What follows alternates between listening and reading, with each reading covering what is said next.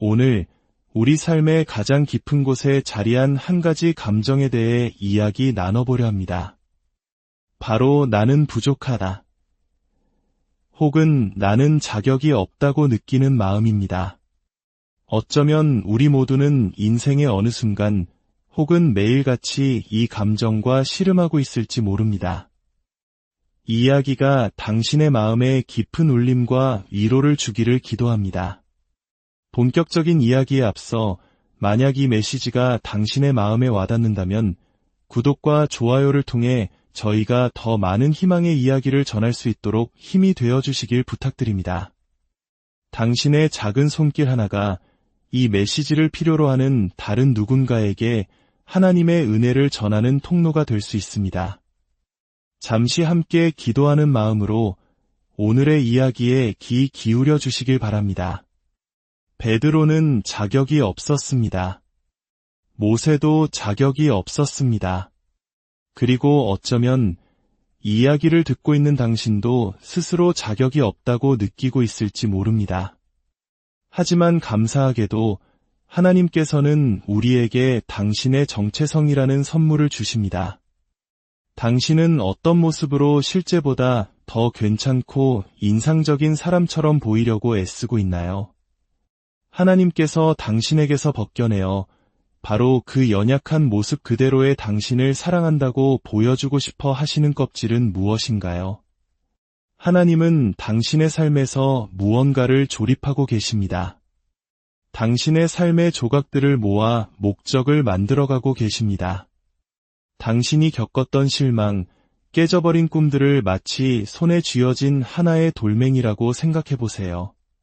지금 당신의 손에는 그 돌에 부서질 것인지 아니면 그 돌을 딛고 무언가를 건설할 것인지 선택할 기회가 쥐어져 있습니다. 어느 토요일 오후였습니다. 저는 설교를 준비하기 위해 유튜브에서 한 설교 영상을 보고 있었습니다. 아시다시피 유튜브에는 옆에 추천 영상이라는 것이 뜨지요. 때로는 그 유튜브의 알고리즘이 이끄는 심연 속으로 끝없이 빠져들기도 합니다. 그날도 유튜브는 제게 다음으로 볼만한 영상 클립 하나를 추천해 주었습니다. 전지전능한 유튜브의 제안이니 한번 보기로 마음먹었죠. 영상을 재생하니 한 신학자와의 인터뷰였습니다. 그는 세계적으로 아주 유명한 신학자였습니다. 저도 신학교 시절에 그의 책들을 읽으라는 과제를 받은 적이 있었죠. 물론 책을 다 끝까지 읽었는지는 확실치 않습니다만 어쨌든 저는 그를 알고 있었습니다. 인터뷰는 당대의 여러 신학적 질문들에 대한 그의 견해를 묻는 내용이었습니다.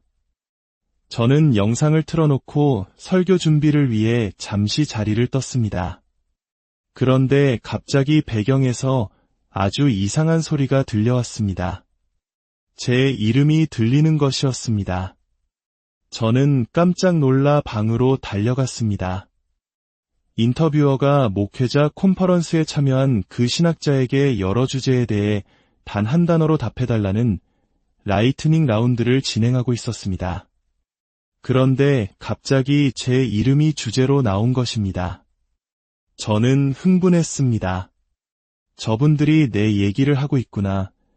저는 그 유명한 신학자가 저를 알고 있다는 사실조차 몰랐거든요. 그래서 저는 그들이 무슨 말을 할지 듣기 위해 방으로 달려갔습니다. 인터뷰어가 신학자에게 물었습니다. 스티븐 퍼틱이라는 이름을 들으면 어떤 생각이 떠오르십니까? 그러자 그 신학자는 고개를 떨구고는 깊은 한숨을 내쉬었습니다. 마치 제 이름이 언급되는 것조차 큰 짐인 것처럼요. 제 이름이 마치 그가 들이마시고 있는 유독한 화학물질이나 방사능 가스라도 되는 듯이 말입니다. 그는 깊은 한숨을 내뱉고는 고개를 들어 인터뷰어를 똑바로 쳐다보며 제 인생과 사역 전체를 단 한 단어로 요약했습니다. 그가 그 단어를 말하는 방식은 마치 텍사스주 사형 선고 재판에서 판사가 내리치는 의사봉의 최종 선고와도 같았습니다. 그는 인터뷰어를 보며 말했습니다. 자격 미달 참 흥미로웠습니다. 저는 그분을 한 번도 만난 적이 없었거든요. 제 인생 전체를 단 한 단어로 요약할 수 있다는 사실이 조금 우습게 느껴지기도 했습니다. 그래도 내 음절이나 되는 꽤 긴 단어이긴 했죠. 하지만 제가 놀랐던 것은 그가 제 인생과 사역을 자격 미달이라는 한 단어로 너무나 정확하게 요약했다는 점입니다. 그리고 가장 놀라웠던 사실은 제가 별로 화가 나지 않았다는 것입니다. 예전 같았으면 저도 몇 마디 쏘아붙였을 겁니다. 내 음절까지 필요도 없었죠. 그 자격 미달이라는 단어가 밸런타인데이 카드 문구처럼 들리게 만들 수도 있었을 겁니다. 하지만 대신 제 마음속에 떠오른 생각은 바로 이것이었습니다. 정확해. 그게 바로 내가 느끼는 감정이야. 저는 저 혼자만 그런 것이 아니라는 것을 압니다. 저는 늘 제 마음속에서 그 말을 듣습니다. 굳이 유튜브나 신학자가 말해주지 않아도 됩니다. 저는 지난 10년간 목사로 일해왔고 설교를 하든 사람들을 돕든 리더의 역할을 하든 단 하루도 제가 자격이 있다고 느껴본 적이 없었습니다. 그는 그저 제가 평생 느껴온 감정에 이름표를 붙여준 것뿐이었습니다. 그리고 이 감정은 제가 목사가 되면서 시작된 것도 아니고 리더로서의 의무에만 국한된 것도 아닙니다. 저는 아빠로서도 남편으로서도 그리고 한 사람의 크리스천으로서도 그렇게 느낍니다. 그래서 저는 자격 미달이라는 주제에 대해 깊이 파고들어 보기로 했습니다. 주변 사람들에게 물어보기 시작했죠. 혹시 스스로 자격이 없다고 느껴본 적 있으세요? 저는 직업이 없는 사람이나 학력이 낮은 사람에게만 물어본 것이 아닙니다. 대학 학위를 가진 사람들, 겉보기에는 행복하게 결혼 생활을 하는 사람들, 각자의 분야에서 최고인 것처럼 보이는 사람들에게 물었습니다. 그런데 제가 물어본 모든 사람들이 하나님과의 관계가 얼마나 오래되었든 성경 지식이 얼마나 많든 상관없이 모두가 이 말에 공감했습니다. 내면 깊은 곳 어딘가에서 나는 자격이 없다고 느껴요. 그 신학자가 저를 위해 골라준 자격 미달이라는 단어에 대해 생각하면 할수록 그것은 비판이라기보다는 칭찬처럼 느껴지기 시작했습니다. 왜냐하면 제가 자격 미달이라면 저는 아주 훌륭한 사람들과 어깨를 나란히 하게 되는 것이니까요. 성경에 나오는 모든 영웅들과 함께할 수 있다는 의미입니다. 하나님께서 직접 선택하셨지만 엉망진창이고 문제가 많았던 사람들 말입니다. 홍수 후에 술에 취했던 노아처럼요. 포도주 틀에 숨어 밀을 타작하던 기드온처럼요. 입을 다물어야 할 때 잠자코 있지 못했던 베드로처럼요. 세상의 치유를 가져오신 분을 대표해야 할 순간에 동산에서 말고의 길을 잘라버렸던 베드로처럼 말입니다. 만약 당신이 스스로 자격이 없다고 느껴본 적이 있다면 당신은 아주 좋은 동료들과 함께 있는 것입니다. 그러니 스스로 자격이 없다고 느껴본 모든 분들을 이 클럽에 초대합니다. 그리고 그것을 인정하고 그것이 결코 하나님을 멈추게 한 적이 없다는 사실을 깨닫기를 바랍니다. 저는 신학자가 저에 대해 어떻게 생각하는지는 중요하지 않다는 것을 깨달았습니다. 누군가 저에 대해 무슨 말을 하는지도 중요하지 않습니다.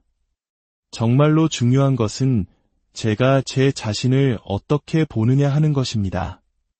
그리고 자격 미달에 대해 이야기하면서 모세를 빼놓을 수는 없습니다.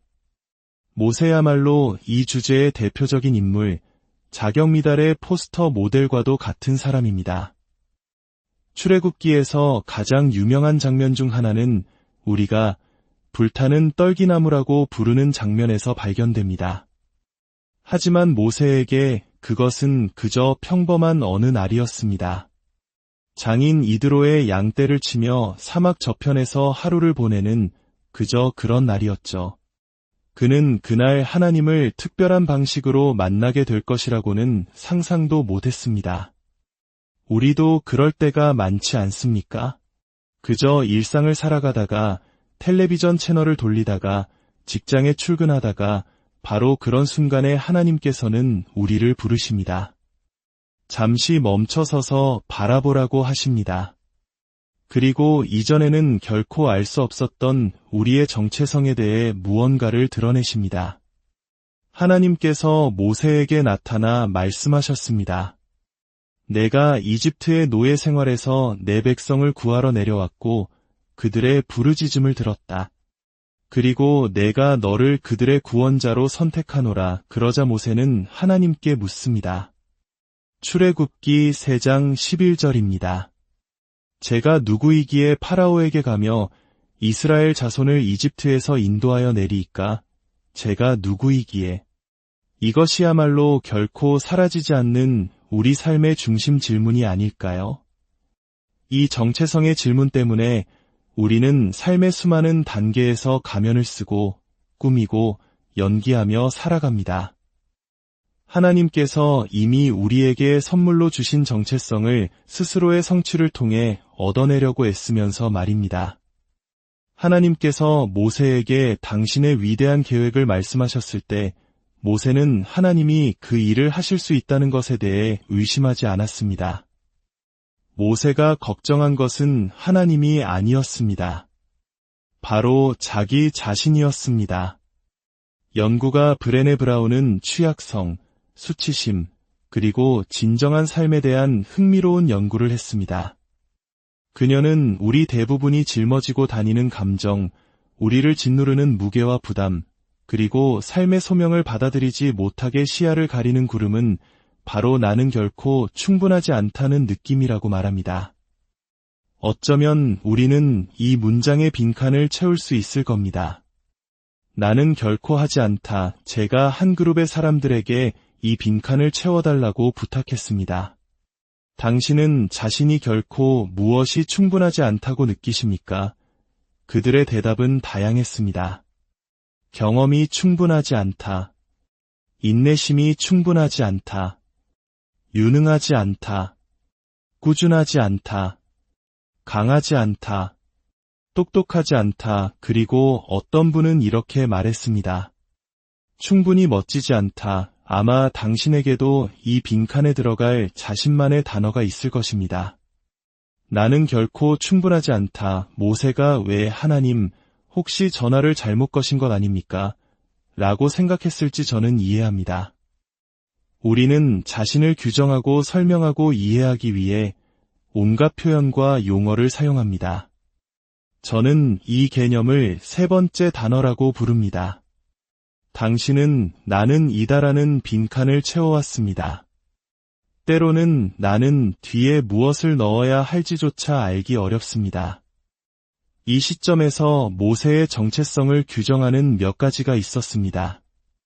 그는 살인자였고 도망자 신세였습니다. 이집트 왕족으로 자랐지만 이제 그는 자신의 운명에서 벗어난 곳에 있었습니다. 그래서 하나님께서 모세에게 말씀하셨을 때 모세의 첫 생각은 아마도 나는 제대로 기능하지 못하는 사람이다 였을 겁니다. 당신은 제대로 기능하지 못한다는 이 느낌에 공감할 수 있나요?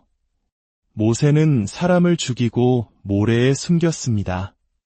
그는 자기 백성을 구원하려는 옳은 일을 하려 했지만 잘못된 방법으로 했습니다. 과거의 선택과 경험 때문에 그는 기능장애 상태에 이릅니다. 나에게는 운명이 있었지만 내가 망쳐버렸어 라는 생각에 사로잡혀 있었습니다. 우리 모두에게는 이런 3번째 단어가 있습니다. 나는 제대로 기능하지 못한다. 그것은 다른 사람은 아무도 모르는 당신 자신에 대해 알고 있는 바로 그것입니다. 기도 모임에서는 차마 이야기하지 못하는 당신이 씨름하고 있는 문제. 그것은 당신을 숨게 만드는 것이고 다른 사람들과 연결되는 것을 막는 것입니다. 혹은 모세는 이렇게 말했을지도 모릅니다. 나는 결핍되어 있다. 하나님께서는 모세에게 세상에서 가장 강력한 사람인 파라오에게 가서 하나님의 해방의 말씀을 선포하라고 부르셨습니다. 단 한 가지 문제는 모세가 말을 아주 잘하는 사람이 아니었다는 것입니다. 하나님께서 당신에게 무언가를 하라고 부르셨는데 그것을 할 수 있도록 만들어주시지 않은 것 같다고 느껴본 적이 있습니까? 마치 조립라인에서 당신을 내보내실 때 그 부품을 빠뜨린 것처럼 말입니다. 어쩌면 당신에게는 말하는 능력이 아닐 수도 있습니다. 하지만 당신이 부족하다고 느끼는 전문 분야가 있을 것입니다. 모세는 그렇게 느꼈습니다. 나는 입이 뻣뻣하고 혀가 둔한 자니이다. 나는 결핍되어 있다. 그리고 나는 의심이 많다. 한 번은 헤어진 여자친구가 저를 위로하려고 이런 말을 한 적이 있습니다. 내 탓이 아니야, 내 탓이야. 아마 들어보셨을 겁니다. 저는 이 말이 떨기나무 앞에서 모세가 하나님께 하는 말처럼 들립니다. 그리고 많은 신앙인들이 바로 이 지점에서 막혀 있는 것을 봅니다. 하나님이 전능하시다는 걸 믿지 않는 게 아닙니다. 하나님은 산을 창조하셨고 말씀 한마디로 바람과 파도를 부르시는 분이라는 걸 압니다. 하나님이 얼마나 위대하신지 압니다. 다만 저는 제 자신을 알 뿐입니다. 제가 걱정하는 건 하나님이 아닙니다. 바로 저입니다. 하지만 흥미로운 점은 하나님께서는 그 모든 것을 뛰어넘어 어쨌든 모세를 사용하신다는 것입니다. 그의 능력으로 보나 그의 과거 이력으로 보나 그는 자격 미달이었고 실격자였지만 하나님께서는 그를 사용하셨습니다. 어쩌면 오늘 하나님께서 당신에게 말씀하고 계신지도 모릅니다. 당신을 지켜보셨고 당신을 만드셨고 그럼에도 불구하고 당신을 사용하기로 선택하셨다고 말입니다. 모세는 파라오에게 가서 이집트에 재앙을 내렸습니다. 그리고 출애굽기 20장, 하나님께서 모세에게 우리가 십계명이라고 부르는 것을 주시는 장면으로 가보면 하나님은 모세에게 이렇게 말씀하십니다. 너는 내 하나님 여호와의 이름을 망령되게 부르지 말라. 제가 어릴 때 들었던 이 계명은 아주 제한적인 의미였습니다. 오 마이 갓이라고 말하거나 예수님의 이름을 욕설처럼 사용하지 말라는 뜻이었죠. 물론 그것도 중요합니다. 하지만 히브리 사람들은 이 말을 그렇게 이해하지 않았을 것입니다. 그들에게 누군가의 이름을 취한다는 것은 그 사람의 인격과 연합한다는 의미였습니다. 더 정확한 번역은 이렇습니다. 너는 내 하나님 여호와의 이름을 헛되이 지니고 다니지 말라. 단지 말에서만이 아니라 삶의 방식으로서 말입니다. 하나님을 알면서도 모르는 것처럼 살지 말라. 하나님과 관계를 맺고 있으면서도 그분과 관계없는 사람들의 관습을 따르지 말라. 텅 비고 공허한 방식으로 하나님의 이름을 지니고 다니지 말라. 2002년 6월 1일 제 아내 인생 최고의 날, 즉 저와 결혼한 날을 예로 들어보겠습니다. 그녀가 제 성을 따랐을 때 우리는 하나가 되었습니다. 그녀가 제 이름을 취했을 때 제가 가진 모든 것, 그리고 제가 꿈꾸는 모든 것이 서로에게 공유되었습니다. 당신이 그리스도를 따르기로 결심한 날, 당신에게 일어난 일이 바로 이것입니다. 당신은 그분의 이름을 취했습니다. 그리고 그분의 이름을 취했을 때 그것은 나는 크리스천이다라는 이름표 이상의 의미를 가집니다. 그것은 삶의 방식이며 자신을 바라보는 방식이고 세상을 바라보는 방식입니다. 심지어 자신의 한계를 바라보는 방식이기도 합니다. 그렇다면 그분의 이름은 무엇일까요? 떨기나무 앞에 선 모세는 하나님의 이름을 알고 싶어 했습니다. 하나님, 당신의 이름은 무엇입니까? 그리고 저는 하나님의 대답을 사랑합니다. 저는 여기에 천상의 유머 감각이 있다고 생각합니다. 하나님께서 모세에게 웃으며 이렇게 말씀하시는 것 같습니다. 나는 스스로 있는 자이니라. 나는 존재하는 자, 완전한 자, 능력이 있는 자, 어떤 상황에서든 내가 필요한 존재가 될 수 있는 자이다. 나를 제한할 수 없다.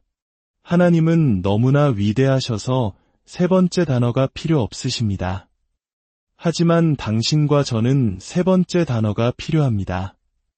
성경이 여호와의 이름을 헛되이 취하지 말라고 말할 때 저는 어쩌면 하나님께서 이렇게 말씀하시는 것이 아닐까 생각합니다. 너 자신에 대해 말할 때 나는이라는 빈칸 뒤에 무엇을 넣을지 아주 신중해라. 당신은 그 빈칸을 항상 채웁니다. 긍정적인 것이든 부정적인 것이든 말이죠. 나는 강하다. 나는 추진력이 있다. 나는 멍청하다. 나는 갇혀있다. 나는 상처받았다. 나는 벅차. 하지만 당신이 그의 이름을 취했기 때문에 하나님이 아닌 무언가를 그 빈칸에 넣을 때는 아주 조심해야 합니다. 하나님께서 당신에게 자신을 계시하시고 당신을 따르라고 부르셨을 때 특히 십자가 이후를 살아가는 우리 그리스도의 추종자들은 예수님께서 베드로에게 사람들이 나를 누구라고 하느냐? 라고 물으셨을 때의 베드로와 같습니다. 베드로는 주는 그리스도시요 살아계신 하나님의 아들이시니이다 라고 고백했습니다. 그리고 그 다음 예수님께서는 베드로 자신의 정체성을 드러내 주셨습니다. 내가 누구인지 밝혔으니 이제 내가 누구인지 말해주겠다. 너는 베드로라. 이 반석 위에 내가 내 교회를 세우리라. 베드로는 자격이 없었습니다. 모세도 자격이 없었습니다. 당신도 자격이 없습니다. 하지만 감사하게도 하나님께서는 우리에게 당신의 정체성이라는 선물을 주십니다. 당신은 말합니다. 저는 너무 부족합니다. 그러면 하나님께서 말씀하십니다. 그러나 나는 충분하며 내 은혜가 내게 족하도다. 당신은 말합니다. 저는 의심이 많습니다. 그러면 하나님께서 말씀하십니다. 나는 신실하다. 내가 나를 부인할지라도 나는 나 자신을 부인하지 아니하리라. 스티븐 퍼틱이라는 이름을 들으면 무엇이 떠오르십니까?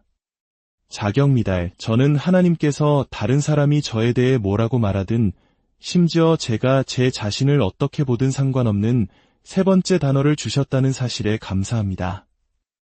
그분의 세 번째 단어는 당신이 태어나기 전부터 당신을 향해 선포하신 말씀들입니다. 시편 기자는 말했습니다.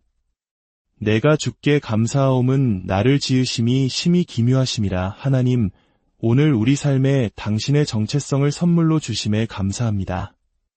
우리를 얽매고 가두고 자격 없다고 느끼게 했던 그 세 번째 단어들을 찾아내게 하시고 오늘 당신께서 우리를 부르신 위대한 일들을 위해 우리에게 주신 자격을 기꺼이 받아들이게 하소서. 위대하신 스스로 있는 자, 과거에도 계셨고 현재에도 계시며 장차 오시리 바로 이 순간에 우리와 함께 하심을 감사합니다. 예수 그리스도 안에서 우리가 누구인지, 그분의 이름으로 우리가 무엇을 하도록 부름받았는지, 그리고 당신이 우리를 어떻게 보시는지에 대한 계시를 오늘 우리에게 내려주시옵소서.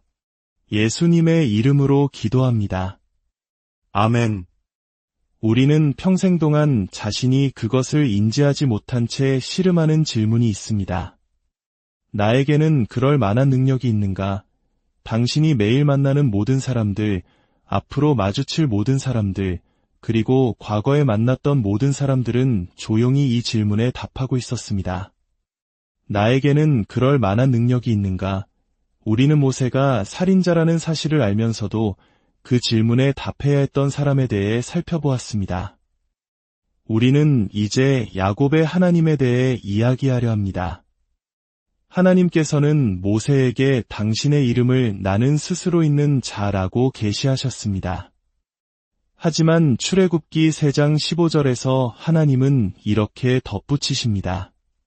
너는 이스라엘 자손에게 이같이 이르기를 너희 조상의 하나님 여호와 곧 아브라함의 하나님, 이삭의 하나님, 야곱의 하나님께서 나를 너희에게 보내셨다 하라.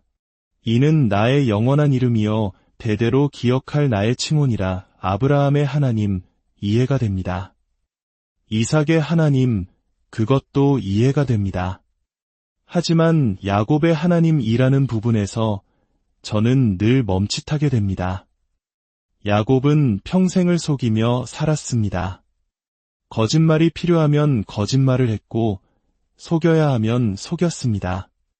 그럼에도 불구하고 하나님은 그를 축복하셨습니다. 이스라엘의 12지파는 야곱에게서 나왔습니다.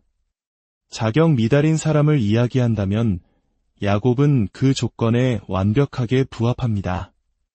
창세기 27장, 야곱은 눈이 어두운 아버지 이삭에게 가서 형의 서인 척하며 축복을 받으려 합니다. 성경은 이렇게 기록합니다. 그의 손이 형의 서의 손과 같이 털이 있으므로 분별하지 못하고 축복하였더라. 이삭이 이르되 내가 참 내 아들 에서냐? 그가 대답하되 그러하니이다. 그는 내가 바로 그 사람입니다. 라고 대답합니다. 야곱이 자신의 삶에서 원하는 축복을 얻기 위해 거짓된 정체성을 취하는 것을 봅니다. 혹시 당신도 당신이 원한다고 생각하는 것을 얻기 위해 다른 사람인 척 연기해 본 적이 있습니까? 하나님께서는 당신이 연기하는 모습을 축복하실 수 없습니다. 그분은 오직 당신의 진짜 모습만을 축복하실 수 있습니다. 야곱이 아버지로부터 축복을 훔친 후 그는 20년 이상을 도망자로 살았습니다. 축복을 얻었지만 그것이 정말 축복이었을까요? 사람들이 당신을 좋아하게 만드는 것이 그들이 좋아하는 대상이 진짜 당신이 아니라면 그것이 정말 축복일까요? 다른 사람들에게 인정받기 위해 진정한 당신의 모습을 감추는 것이 과연 축복일까요? 하나님의 진정한 축복은 당신이 누구인지를 발견할 때만 찾아옵니다. 야곱은 97세가 되어서야 비로소 자기 자신을 만났습니다. 20년간의 도피 생활 끝에 그는 고향으로 돌아가는 길에 홀로 남게 되었습니다.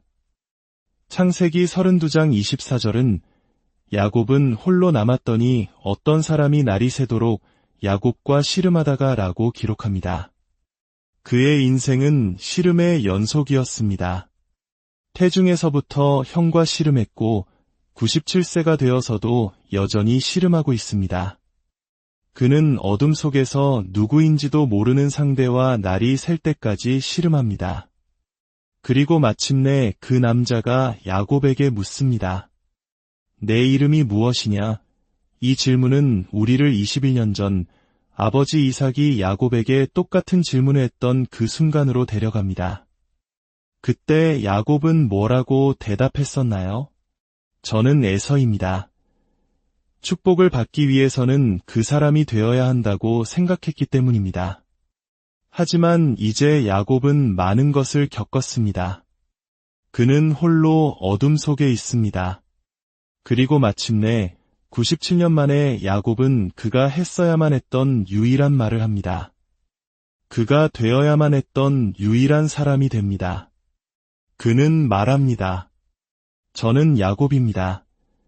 그가 저는 야곱입니다 라고 말했을 때 그 남자는 말했습니다. 내 이름을 다시는 야곱이라 부를 것이 아니요 이스라엘이라 부를 것이니 그가 자신의 진짜 모습을 인정한 순간 하나님은 그가 잠재적으로 어떤 존재가 될 수 있는지를 보여주실 수 있었습니다. 야곱, 즉 발꿈치를 잡는 자, 속이는 자가 이스라엘, 즉 하나님과 겨루어 이긴 자가 되었습니다. 하나님은 아브라함의 하나님이실 뿐만 아니라 이삭의 하나님, 그리고 야곱의 하나님이십니다. 그분은 발꿈치를 잡는 자의 하나님, 속이는 자의 하나님, 악당과 스캔들의 하나님, 엉망진창이고 엉클어진 우리의 하나님이십니다. 하나님께서 야곱의 하나님이라고 말씀해 주셔서 저는 감사합니다. 그것은 그분이 저의 그 어두운 부분의 하나님이기도 하다는 것을 알려주기 때문입니다. 하나님이 저를 위해 준비하신 축복을 받기 위해 다른 사람인 척 꾸밀 필요가 없다는 것을 알려줍니다. 그가 나는 야곱입니다 라고 말하는 순간 하나님은 말씀하셨습니다. 이제 내가 누구인지 인정했으니 내가 어떤 존재가 될 수 있는지 말해주겠다. 너는 이스라엘이다. 당신이 평생 동안 붙잡으려고 애썼던 것을 하나님은 처음부터 선물로 주려고 하셨습니다. 하나님은 아브라함의 위대한 믿음의 하나님, 이삭의 위대한 희생의 하나님일 뿐만 아니라 우리의 씨름, 즉 야곱의 하나님이심을 감사합니다. 이 말씀이 오늘 우리의 삶에 선포되고 우리의 영혼에 울려 퍼지기를 예수님의 이름으로 기도합니다. 아멘. 성경 속 인물들은 모두 결함이 있었습니다. 하나님께서 사용하신 사람들은 모두 결점이 있는 사람들이었습니다. 노아는 술주정뱅이였고, 아브라함은 너무 늙었고, 야곱은 사기꾼이었고, 모세는 말더듬이었고, 기드온은 두려움이 많았고, 삼손은 여자를 밝혔습니다. 라합은 기생이었고, 다윗은 간음하고 살인했으며, 엘리야는 자살 충동을 느꼈고, 베드로는 그리스도를 부인했으며, 나사로는 죽었었습니다. 하나님께서 당신을 사용하실 수 없는 이유는 무엇입니까? 사도 바울은 신약 성경의 약 23%를 기록한 위대한 학자였습니다. 그는 복음을 이방인에게 처음으로 전파했으며 그의 시대의 주요 도시들을 방문했습니다. 그러나 고린도후서 10장에서 바울은 자신의 자격에 대해 변호해야 하는 상황에 처합니다. 고린도 교회 사람들은 바울의 자격을 의심하기 시작했습니다. 그들은 말했습니다. 그의 편지들은 무게가 있고 힘이 있으나 그가 몸으로 대할 때는 약하고 그 말도 시원하지 않다. 놀랍게도 위대한 사도 바울에게는 결함이 있었습니다. 그의 외모나 말하는 능력은 인상적이지 않았습니다. 그에게는 결함이 있었던 것입니다. 당신의 결함은 무엇입니까? 하나님을 위해 무언가를 하려고 조금이라도 흥분하면 어김없이 나타나는 그 경향, 그 약점은 무엇입니까? 한 위대한 리더는 자신이 그다지 뛰어나다고 생각하지 않았기 때문에 다른 사람들에게 의지할 수밖에 없었고, 그래서 훌륭한 리더들을 키워낼 수 있었다고 말했습니다. 한 재정적으로 성공한 목회자는 너무나 가난하게 자랐기 때문에 돈을 존중하는 법을 배웠다고 했습니다. 한 놀라운 설교가는 자신이 설교를 잘 못한다고 생각했기 때문에 신발에 땀이 찰 정도로 열정적으로 설교했다고 합니다. 각각의 경우에서 그들의 결함이 그들의 선물이 되었습니다. 그들이 할 수 없었던 것이 그들이 태어난 목적을 성취할 수 있도록 그들을 강하게 만들었습니다. 어쩌면 당신이 하나님께 없애달라고 간구하고 있는 바로 그것이 하나님께서 당신 안에 두신 것을 세상에 드러내기 위해 사용하고 싶어 하시는 것일지도 모릅니다. 만약 바울이 더 인상적인 연설가였다면 과연 그가 펜을 들어 그토록 위대한 서신서들을 기록했을까요? 그가 말로 잘 표현할 수 있었다면 굳이 글로 쓸 필요를 느끼지 못했을지도 모릅니다. 그가 잘하지 못했던 것 때문에 그는 자신이 더 잘할 수 있는 것을 하게 된 것입니다. 바울은 말솜씨는 부족했지만 펜을 들었습니다. 그 덕분에 우리는 믿음으로 의롭게 된다는 위대한 개념을 알게 되었습니다. 갈라디아서 2장 20절의 감동적인 고백을 읽을 수 있게 되었습니다. 당신이 손에 들고 있는 성경은 어쩌면 바울의 한 가지 결함 때문에 가능했을지도 모릅니다. 하나님께서 당신에게서 없애주시길 바라는 것이 사실은 그분이 당신을 통해 일하고 싶어 하시는 통로가 아닐까요? 우리는 약점이 없다면 무엇이 될 수 있을지 상상하지만 우리의 약점을 하나님의 강함을 드러낼 기회로 받아들인다면 무엇이 될 수 있을지는 보지 못합니다. 때로는 하나님께서 우리에게 주시지 않은 것이 주신 것만큼이나 중요합니다. 그것이 우리에게 그분을 의지하는 법을 가르쳐주기 때문입니다. 하나님, 오늘 우리의 결함에 대해 감사합니다. 우리의 약한 부분들까지도 감사합니다. 바울이 말했듯이 우리가 약할 그때의 강함이라는 것을 믿습니다. 우리의 깨지고 제대로 기능하지 않는 부분들을 믿음으로 당신께 드릴 때 우리의 결함보다, 우리의 약점보다 더 큰 당신의 강함이 드러나게 하소서. 우리가 없애달라고 간구했던 바로 그 가시를 통해 당신이 진정 누구이신지를 드러내시고 우리가 당신을 신뢰하는 법을 배우게 하소서. 예수님의 이름으로 기도합니다. 아멘. 예수님께서 제자들을 부르실 때 그들은 세상의 기준으로 볼 때 자격이 없는 사람들이었습니다. 감정적으로 불안정한 베드로, 리더십이 부족한 안드레, 개인적인 야망이 앞섰던 야고보와 요한, 의심 많은 도마, 세리마테, 급진적인 성향의 다데오, 경영 컨설턴트가 보았다면 모두 탈락시켰을 사람들입니다. 하지만 감사하게도 하나님은 사람이 사람을 뽑는 방식대로 사람을 뽑지 않으십니다. 하나님께서 우리를 사용하실 수 없는 이유라고 생각했던 바로 그것이 종종 그분이 우리를 사용하기로 선택하시는 이유가 됩니다. 예수님의 제자들은 종종 큰 그림을 보지 못했습니다. 마가복음 8장에서 그들은 배에 빵을 하나밖에 가져오지 않은 것을 걱정합니다. 예수님께서 바리새인들의 누룩과 헤롯의 누룩을 주의하라고 경고하셨을 때 그들은 빵이 없어서 꾸짖으시는 것이라고 오해했습니다. 예수님께서 그들에게 물으십니다. 어찌하여 빵이 없으므로 수군거리느냐? 아직도 알지 못하며 깨닫지 못하느냐? 너희 마음이 둔하냐? 기억하지 못하느냐? 내가 떡 5개를 5,000명에게 떼어줄 때에 조각 몇 바구니를 거두었더냐? 때로는 우리 믿음의 다음 단계로 나아가기 위해 필요한 것은 새로운 지식이 아니라 이미 경험한 것을 기억하는 것입니다. 하나님의 잠재력은 조각들로 드러납니다. 그분은 우리에게 모든 것을 한 번에 보여주시지 않습니다. 점진적인 계시를 통해 조금씩 그리고 또 조금씩 더 보여주십니다. 만약 하나님께서 완전하게 조립된 그림을 주실 때까지 기다린다면 우리는 영원히 기다리게 될 것입니다. 하나님의 약속은 완전히 형성된 그림으로 우리 삶에 전달되지 않습니다. 그것은 항상 조각으로 찾아옵니다. 많은 사람들이 그 조각이 그림과 같지 않다는 이유로 자신의 꿈과 소명, 심지어 운명까지도 포기합니다.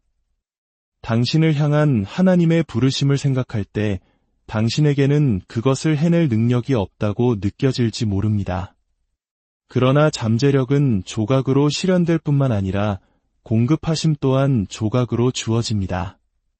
때로는 인생에서 조각들이 그림과 같아 보이지 않을 때가 있습니다. 결혼에 대한 환상, 부모가 되는 것에 대한 꿈, 우리가 상상했던 그림과 현실의 조각들은 다를 수 있습니다. 그러나 그림을 조각으로 판단하지 마십시오. 그렇게 한다면 당신은 하나님께서 당신 안에서 보시는 것을 항상 놓치게 될 것입니다. 하나님은 당신의 삶이라는 상자 안에 당신의 소명에 필요한 모든 구성 요소를 넣어두셨습니다. 그리고 그것이 무엇이 될 수 있는지에 대한 그림을 보여주셨습니다. 조각이 그림과 같지 않다고 포기한다면 당신은 당신의 목적을 놓치게 될 것입니다. 하나님은 당신의 삶에서 무언가를 조립하고 계십니다. 당신의 삶의 조각들을 모아 목적을 만들어가고 계십니다. 그러나 그 목적은 조각들로 드러납니다. 우리는 그 안에 있을 때 결코 그것을 볼 수 없습니다. 그래서 우리는 낙담하고 의심하며 포기하고 싶어집니다. 목적은 조각들로 드러나기 때문입니다. 그러므로 당신은 조각들을 바라보면서도 하나님께서는 전체 그림을 보고 계시다는 것을 신뢰해야 합니다. 그리고 다음 조각에 충실해야 합니다. 하나님께 당신의 깨진 조각들을 가져가십시오. 당신의 오병이여, 당신의 목자 지팡이, 그분이 당신을 부르신 일을 하기에 충분해 보이지 않는 그 모든 것을 가져가십시오. 하나님은 깨진 조각들로 모자이크를 만드는 법을 아십니다. 그분은 깨진 사람들을 사용하여 이대한 일을 하시는 법을 아십니다. 하나님, 오늘 당신의 목적에 따라 우리가 큰 그림을 보게 하시고 우리가 빵이 없음을 걱정하는 동안 생명의 빵이 우리와 함께 배에 있다는 것을 깨닫게 하소서. 당신이 우리의 삶 속에서 잠재력과 공급하심, 그리고 목적을 조립하고 계심을 감사합니다.